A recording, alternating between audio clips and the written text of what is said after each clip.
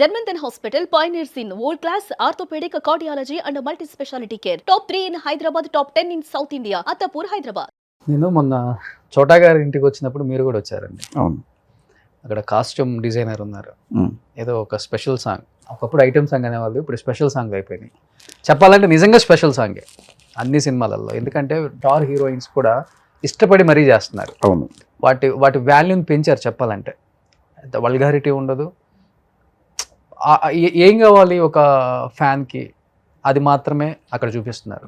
Great, దానికి ఒప్పుకోవచ్చు. Directors అందరికి hats off చెప్పొచ్చు ఆ విషయంలో. చిన్న చిన్న జ్యువెలరీ దగ్గర నుంచి, లేకపోతే వేసుకున్న చెప్పుల దగ్గర నుంచి, చిన్న చిన్న మైండ్, పెద్దవి కూడా కాదు, మీరు అంతా మైండ్ పెట్టి టైం పెట్టి ఆయనకు చెప్పే విధానం చూస్తుంటే నాకు అనిపించింది నిజంగా సినిమా పిక్చర్లు అని బయట ఊరికే అంటారు, దీన్ని ఇది మన కళతో చూస్తున్నాం కాబట్టి అనిపించింది.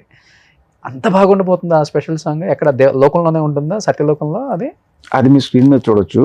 నన్ను ట్రై చేసి సిస్టర్ లీక్స్ కింద ట్రై చేయడానికి ఎక్కువ ట్రై చేయొద్దు, కానీ అది ఒక స్పెషల్ సాంగ్. అది అంతే, సినిమాలో కంటెంట్ మూవ్ అయ్యే ఒక స్పెషల్ సాంగ్. ఫ్యాన్స్కి అది హ్యాపీ. అంతే. సో ఫ్యాన్స్ అందరూ ఏంటి, చిరంజీవి గారి స్టైల్లో ఖైదీ రగులుతుంది మొగలు పోదా. అవును, నేను విన్నాను. నాకు చాలా మంది ఫోన్ చేసి అడిగారు, ఏమంటే అవన్నీ ఐకానిక్ సాంగ్స్, అంటే ఒక స్పెషల్ సాంగ్స్ అవన్నీ, వాటిని టచ్ చేయకూడదు.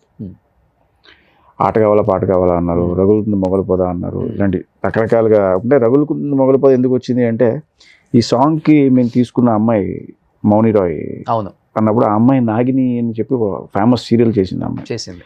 దాంతో అక్కడ స్నేక్ కదా అని చెప్పి దీనికి రెండేటి కలిపేసి ఇదో ప్రోగ్రామ్ చేశారు. అలా వచ్చింది తప్ప మాకు అలా థాట్ లేదు. సో మేము ఫ్రెష్గా ఒక సాంగ్ చేసుకున్నాం. ఆమె కాస్ట్యూమ్ చూస్తుంటేనే 100 వేసేసాను నేను. మీరు లీక్ చేయకండి అంతే.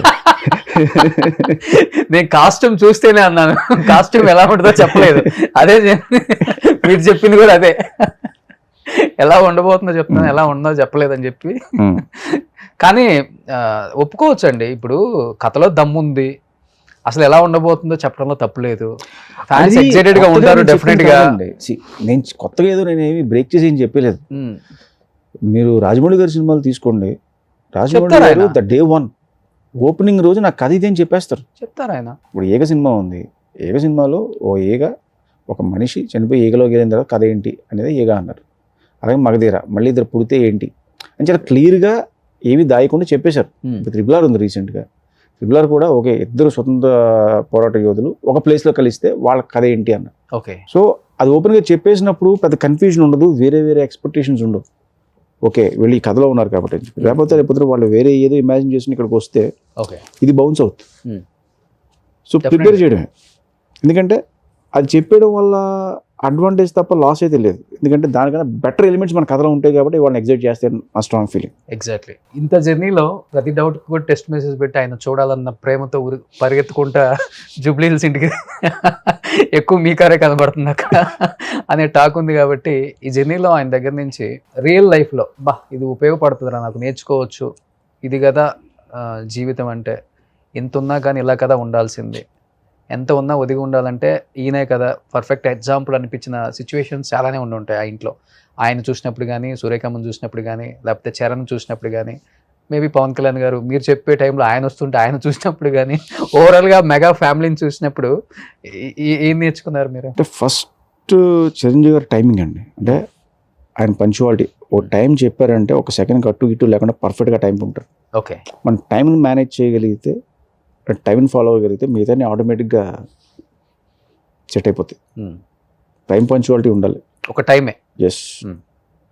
అండ్ మిగతా అన్నీ కూడా ఆయన చెప్తారు, అంటే డిసిప్లిన్గా ఉండాలి, ఇవి చేయాలి అవి చేయాలి అని చెప్పి. బట్ టైమింగ్ మాత్రం నేను అసలు ఒక్క సెకండ్ డిఫరెన్స్. షూట్కి కూడా ఏ టైం అంటే ఆ టైం కన్నా 10 నిమిషాలు ముందే రెడీగా ఉంటారు. అండ్ ఒకసారి సెట్లోకి ఎంటర్ అయిపోతే మళ్ళీ క్యారవాన్కి వెళ్దాం, రూమ్కి వెళ్దాం అన్నది ఉండదు. అక్కడే స్టూల్ మీద కూర్చుని ఉంటారు ఆయన. ఓకే. ఓ స్టూల్ వేసి అక్కడే కూర్చొని చూస్తారు, మీరు వర్క్ చేసుకోండి అమ్మా, నాకేం ప్రాబ్లం లేదు. అంటే నా కోసం మళ్ళీ మీరు అంత దూరం వచ్చి చెప్పాలి, ఈ టైం వేస్ట్ అయితే మీరు వర్క్ మీరు చేసుకోండి, నేను పక్కన కూర్చుంటా అని చెప్పి ఆయన పక్కనే కూర్చుంటారు. ఆ డిసిప్లిన్ సూపర్ అసలు.